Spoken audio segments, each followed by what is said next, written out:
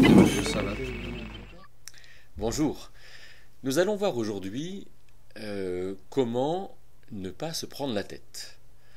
Alors, je pense que on est tous concernés, n'est-ce pas? Se prendre la tête, ça nous arrive souvent parce que on n'a pas la bonne bouille qu'on voudrait avoir le matin en se réveillant, parce que on n'y arrive pas, parce que on n'est pas en forme, parce que au travail, finalement, on a des gens qui nous plaisent pas, parce que dans la famille, les choses ne se passent pas comme on le voudrait, parce que nos parents, nos enfants ne font pas les choix qu'on voudrait. Parce que dans l'Église, finalement, c'est pareil, hein. Comme disait Sartre, l'enfer, c'est les autres, et du coup, on se retrouve tout seul, on se considère comme victime, et non seulement on a les ennuis que nous procure la vie, mais en plus de ça, notre mauvaise gestion de ces circonstances fait que on se prend la tête. Alors, drôle d'expression, se prendre la tête, comme si on allait prendre la tête dans ses mains et faire un geste stupide. Voilà, c'est vraiment stupide de se prendre la tête. Comment faire pour ne pas aller dans ce sens? Alors, je pense que une première chose, parmi les trois choses que je vais vous proposer, c'est de prendre conscience des mauvais projets que j'entretiens. Et oui, dans ma vie, j'ai des projets, que je le veuille ou que je ne le veuille pas. Je peux même avoir le projet de ne pas avoir de projet. Je peux même, moi, être la personne qui pense ne pas du tout avoir de projet, vivre au jour le jour. Oui, mais je ne me rends pas compte que j'ai le projet, eh bien finalement, de ne manger que des bonbons, de ne penser qu'au cheval que je vais m'acheter, ou bien d'éviter de rencontrer quelqu'un parce que ce quelqu'un me fera trop, finalement souffrir, avoir des contrariétés, etc. Ce qui veut dire que le projet, nous l'avons, que nous le voulions ou que nous ne le voulions pas, parce que nous sommes des personnes que Dieu a créées pour avoir des projets.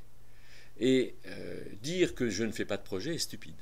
C'est déjà se prendre la tête. Mais entretenir des mauvais projets, c'est aussi se prendre la tête. Alors il faut prendre conscience des mauvais projets que j'entretiens. Comment en prendre conscience? Eh bien, peut-être en faisant tout simplement une liste des choses qui ne vont pas. Je souffre quand je suis avec telle personne, ou quand je ne suis pas avec telle personne, ou quand je pense à telle chose, ou quand je ne pense pas à telle chose, ou quand je me souviens de telle chose dans mon histoire, ou je souffre quand je parle de telle chose à quelqu'un, ou je souffre dans telle et telle circonstance, parce que, voilà, pour telle et telle raison. Et donc, dans ces projets que j'ai, alors, en fait, quelle est ma motivation et en quoi est-ce que je me prends la tête? Deuxième chose, je peux repréciser mon projet.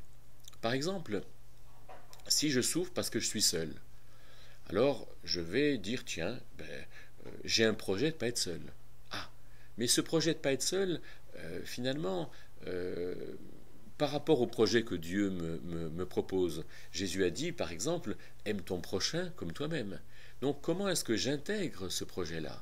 Comment est-ce que quels moyens je me donne pour aller vers mon prochain? Alors je souffre de ne pas être seul, c'est-à-dire que j'ai comme projet de ne pas être seul, mais dans ce projet-là, le fait d'aimer mon prochain n'est pas un projet qui est intégré, n'est pas un projet qui tient compte de cette parole de Jésus qui dit aime ton prochain comme toi-même. Il faut donc remettre Dieu au centre. Il faut donc rendre ce projet spirituellement valable et me permettre finalement de redevenir normal quant à Dieu. Parce que si j'ai comme projet de ne pas être seul, c'est peut-être parce que finalement je me compare et je trouve que d'autres ont plus d'amis que moi, surtout sur Facebook. Deuxièmement, j'ai comme projet finalement de demander quelque chose à quelqu'un parce que je veux être entouré de gens qui vont s'occuper de moi, qui vont me chouchouter, qui vont me permettre effectivement de ne pas être seul. Oui, mais ça, c'est pas la solution. Hein. Et puis troisièmement, c'est peut-être aussi parce que je m'occupe du regard des autres sur moi. dont je ne suis pas responsable. Je voudrais qu'on me considère, je voudrais qu'on me trouve bien, je voudrais plaire, je voudrais qu'on aime ma manière d'avoir de l'humour, ma manière de discuter, ma manière de m'habiller, ma manière d'être avec les gens. Et ça ne va pas. Donc je reprécise mon projet. Premièrement, je prends conscience d'un mauvais projet. Deuxièmement, je le recadre devant Dieu pour ne pas me prendre la tête. Mais troisièmement, alors quand j'ai redéfini un projet et que je l'applique, alors je l'assume ce projet et je l'apprécie. J'ai comme projet finalement d'aller rencontrer mon prochain. Ah, mais mon prochain ne m'apprécie pas. Mais est-ce que c'est de ma responsabilité? Eh bien non. Moi j'ai comme responsabilité d'aimer mon prochain. Et ne croyez-vous pas que parmi tous les prochains que nous avons à rencontrer, qu'il n'y en a aucun qui va répondre positivement à l'amour, à l'affection, à la disponibilité que nous pouvons avoir à l'égard de notre prochain.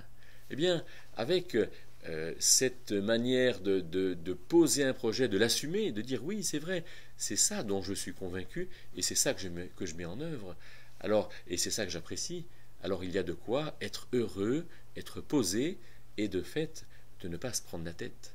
Alors se prendre la tête, c'est peut-être tout simplement la marque du fait que mon projet n'est pas bon. Alors si je comprends que mon projet n'est pas bon et que je sais y revenir, alors la prise de tête, eh bien, elle ne sera pas pour moi. Intéressant, non?